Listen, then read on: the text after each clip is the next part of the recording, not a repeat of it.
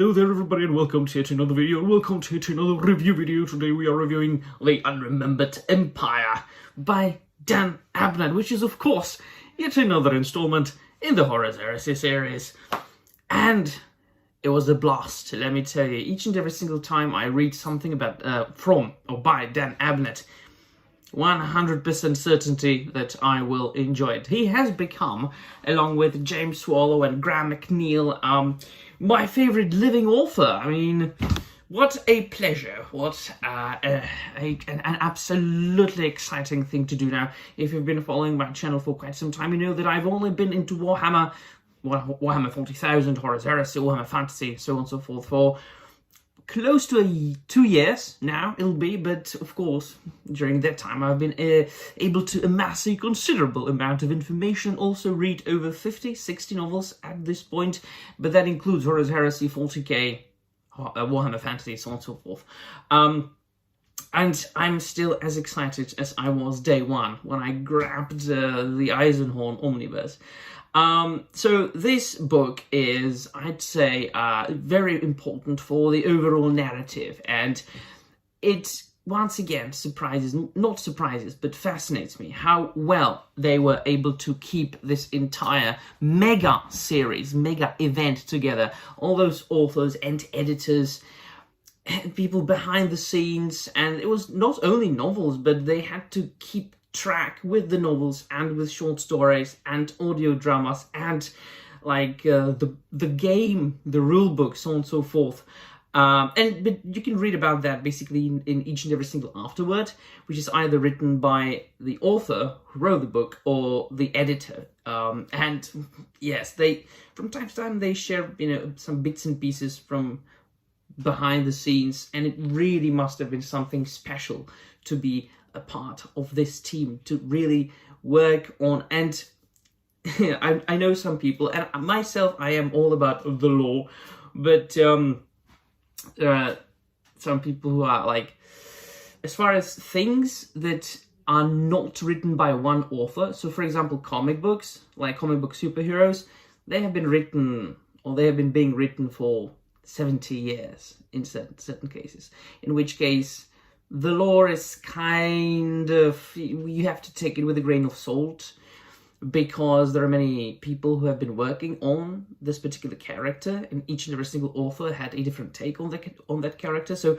but here, this will please me, myself, a lore buff, but also other people who, well, this is not about me talking about other people, but once again, let me get back on track. They were able to keep the lore consistent for what, like 20 years it has been already. And yes, here and there might have been a little stumble, but hey, you write thousands upon thousands, tens of thousands of pages of one continuous story, more or less, there will be a stumble. But this is not about stumbles. There wasn't a stumble in this book. This is a direct sequel to many novels and many short stories and events in the Horus Heresy series. So firstly, Fear to Tread by James Swallow, which was the novel in which we discover in depth the beginnings of the Blood Angels, getting to know about the Black Rage and Sanguinius just being absolutely crushed by the fact that his sons, his gene sons, inherited this fatal flaw, and him dealing with it.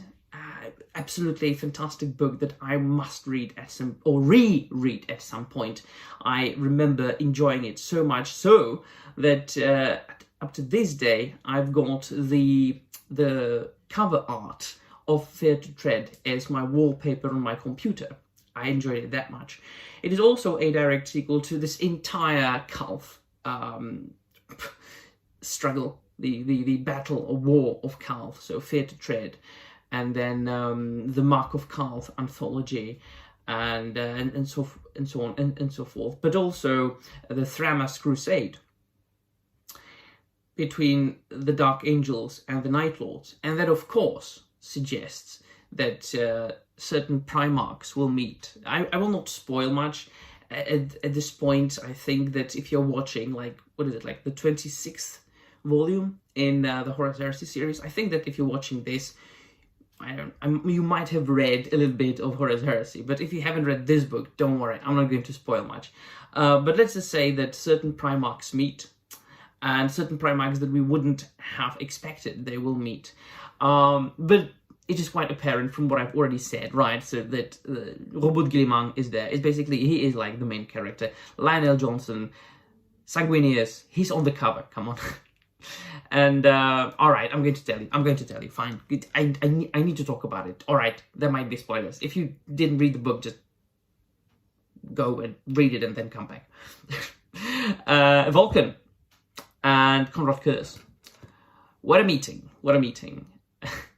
So we are of course dealing with the fact that Ultramar, the 500 worlds, at this point of the narrative, are just basically cut out of the rest of the universe, thanks because of the ruin storm that has engulfed the galaxy.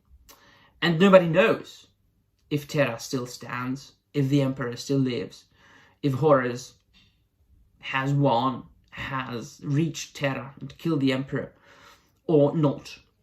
And so Robert Guillemang, him being a practical man, he said, all right, so for now, I think we have to establish Imperium Secundus. We have to gather all the strength that we know we have. We have to take advantage of the practical. We need to put practical into use instead of the theoretical. And we need to establish a second empire, a second Imperium. But I don't want to be the Emperor. That would be a little bit too much myself, creating Imperium Secundus, but at the same time proclaiming myself a regent. So he's contemplating whom to choose. And he said, like, anybody, any loyal son, any loyal brother who would arrive at Ultramar right now, I would choose as the standing emperor, the regent. And so Lionel Johnson comes. But he doesn't bring good news, he brings trouble, because he had Konrad Curze imprisoned on his ship. And so along with the Dark Angels army, basically almost the entire legion, one very dark and twisted character arrives to wreak havoc, and that's Konrad Curze. And of course, at the end of Vulcan Lives, which is the previous book, we get to know that Vulcan survived, once again, him being a Primarch Perpetual. And he transported himself through his hammer to Macragge. Is it Macragge? Is it like set like really basically on that planet? Like literally, I think so. In the atmosphere, and he falls down, right, to the surface of the planet. And so that's how all the Primarchs meet. And in between, there's John Grammaticus. Once again, John Grammaticus just is there. I love the character of John Grammaticus. He's like following his entire story, and him being as I said in some of my previous videos, him being kind of a useful tool for the authors to write themselves out of certain situations or to move the story further a little bit, is not the case here. We get to know in the previous book about a mission that he had been tasked to do by the Cabal. And he is about to perform this mission here. Now that I will not spoil, but let us say that all the Primarchs and John Grammaticus, they play an extremely important role in this book. And so they have set the events in a way that and I was like, now, yes, all right, now I know how I'm only in the middle and what is expecting me a little bit. I mean, I know the outcome. We've all known the outcome, the ending, right? We have always known. It's just, we know the story. Warhammer fans, Warhammer 40,000 fans know the entire story of Horus Heresy ever since it was first mentioned, but they just like put it in a long narrative, long detailed narrative in this series. But I can't wait to read about the individual Primarchs and the characters whose ways will now, of course, go a little bit different directions, but then a lot of them will meet in the end. Can't wait for the second half of the journey, which is because I'm like basically almost in the middle of the Horus Heresy series, if you don't count Siege of Terror, which of course then adds up some novels. I am extremely excited that I've got more in front of me than behind me. So, absolutely loved it. Love the Unremembered Empire. But this being said, I feel a tremendous need to read something 40,000. And I've chosen as my next read to read some of the Blood Angels omnibus by James Swallow. So I'm going to read the Blood Angels by James Swallow, the series of 3 or 4 books, I think, plus there are some short stories or novellas in that omnibus.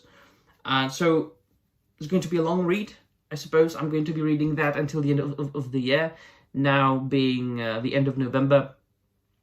So I'll be reviewing the individual novels and short stories from now on until I have finished reading the omnibus. So yeah, a lot of Warhammer 40,000 reviews to come about Blood Angels, but then I'm going to stray back to Horus Heresy, which I think that the next book is Scars, about the White Scars. Right? So let me know in the comments down below what you think. That'll be all. Thank you very much for watching, and remember, the Emperor protects.